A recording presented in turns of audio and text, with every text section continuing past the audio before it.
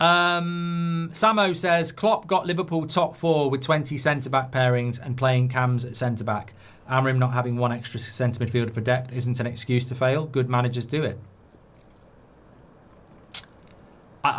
You know what? I just love people who compare other football clubs to Manchester United. I mean, last time I checked, we are the most talked about football club in England. We are the most scrutinised football club in England.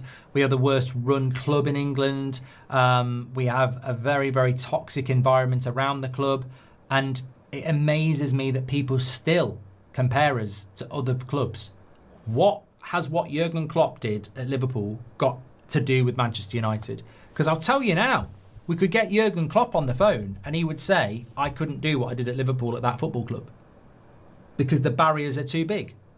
So, Samo, I completely disagree with you because I don't see it's fantasy to compare any other club to Manchester United because it's not the same.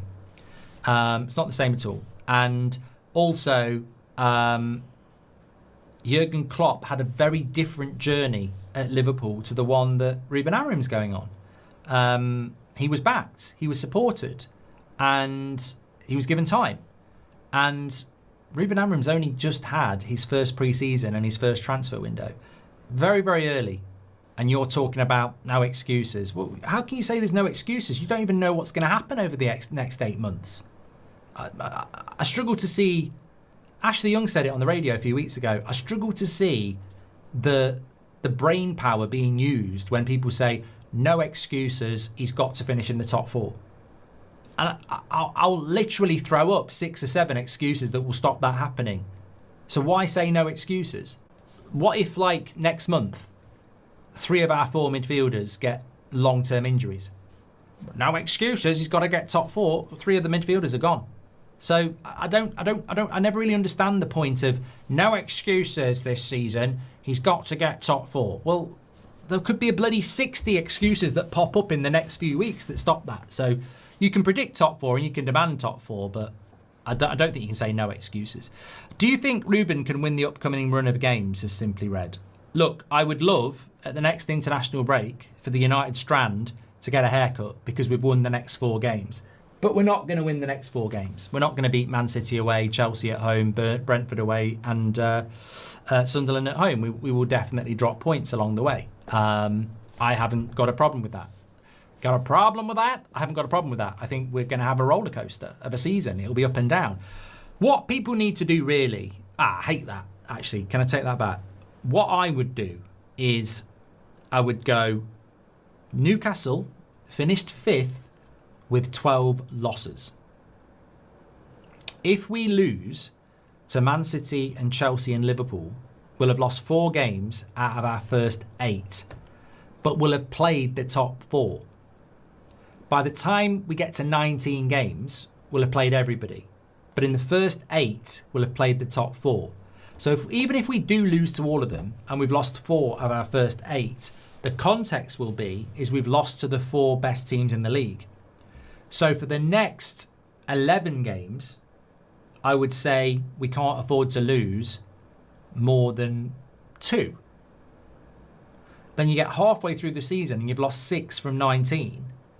You're on track to do what Newcastle did last year, and that's lose 12 and finish 5th. So this context is really key.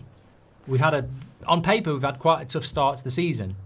And that's why I wouldn't be making any rash decisions if I was Sir Jim Radcliffe or Joel Glazer based on what happens in the first 8 games. I'd be looking at where we are after 19. I'd be looking at last season and what points required you to get top 5. Because I think that there is this... there's this section of our fan base that don't actually do homework, in the sense that if we lose 4 games in the first 8 to those teams, they'll be going, he's fucked it up already, get him out. And their brains won't have realised that actually, when you look at 5th place, which is our dream this year, I think that's our pinnacle. Last year, Newcastle lost 12 games. My point being, to finish 5th, we'll still lose a lot of games. So you can't start going, oh, get rid of him because he's lost 4 games to the top 4. We will lose games this season.